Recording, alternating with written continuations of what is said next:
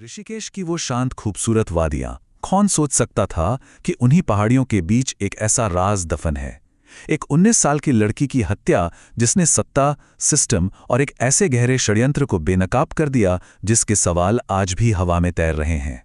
ये वो आखिरी शब्द थे, एक लड़की की हिम्मत की गवाही।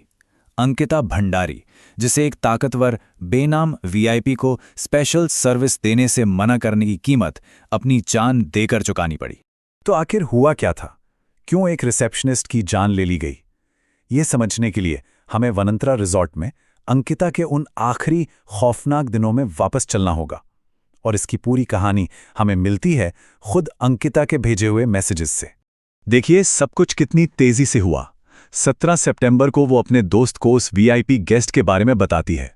अगले ही दिन दोपहर तक बात रिजॉर्ट के मालिक से एक भयानक झगड़े तक पहुंच जाती है। और उसी शाम तक वो इतनी डर चुकी थी कि उसने अपना बैग पैक कर लिया था और वहां से निकलने के लिए मदद की गुहार लगा रही थी। पर मदद पहुंचने से पहले ही उसे बाहर ले जाया गया और उसी रात उसकी हत्या कर दी गई। उसकी चैट से मकसद बिल्कुल साफ हो जाता है। उसे एक बहुत ही पावरफुल क्लाइंट के लिए प्रोस्टिट्यूशन में धकेला जा रहा था, और जब उसने मना कर दिया तो वो एक खतरा बन गई। एक ऐसा खतरा जिसे हमेशा के लिए खामोश करना जरूरी था। अंकिता की हत्या के बाद जो हुआ वो शायद हत्या से भी ज्यादा चौंकाने वाला था। ऐसा लगा जैसे पूरा सिस्टम सच को सामने लाने के लिए नहीं बल्कि उसे दफनाने के लिए काम कर रहा हो।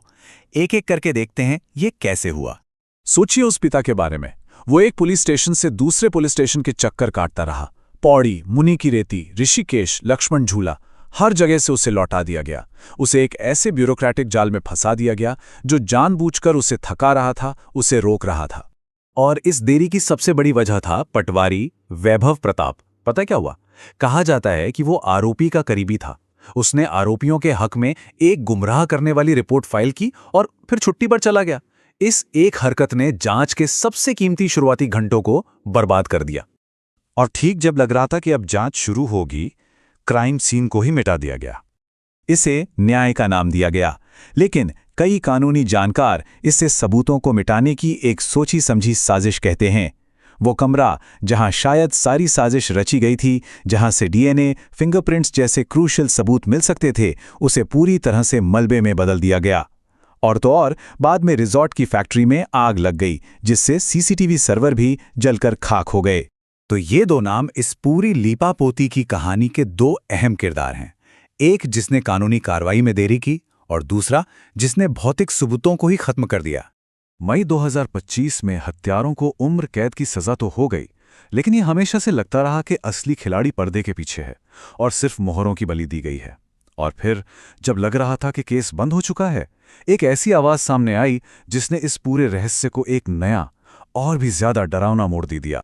देखिए, यहां दो बिल्कुल अलग कहानियां हैं।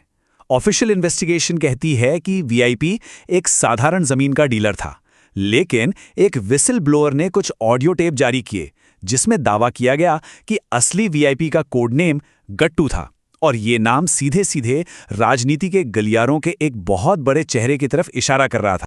इन नए टेपों ने जैसे एक आग सी लगा दी। विसिल ब्लोअर को जान के खतरे की वजह से छिपना पड़ा। पूरे उत्तराखंड में सीबीआई जांच की मांग को लेकर जबरदस्त प्रदर्शन हुए और कई नेताओं ने अपनी ही पार्टी के खिलाफ जाकर अंकिता के लिए न्याय की मांग करते हुए इस्तीफे तक दे दिए। तो हाँ, 3 लोग आज जेल में हैं। लेकिन ये केस अपने पीछे इतने गहरे और परेशान करने वाले सवाल छोड़ गया है जो इशारा करते हैं कि ये कहानी सिर्फ 3 लोगों की नहीं बल्कि एक बहुत बड़ी और गहरी साजिश की है। अंकिता भंडारी अपनी इज्जत बचाने के लिए मारी गई। उसके कातिल तो सजा काट रहे हैं, लेकिन न्याय की आग अभी भी जल रही है। ये आग उस ताकतवर वीआईपी के लिए जल रही है जिसने उस स्पेशल सर्विस की मांग की थी, और उस सिस्टम के लिए जल रही है जिसने उसे बचाने के लिए बुलडोजर भेज दिया था। सवाल वही है, न्याय पूरा कब होगा?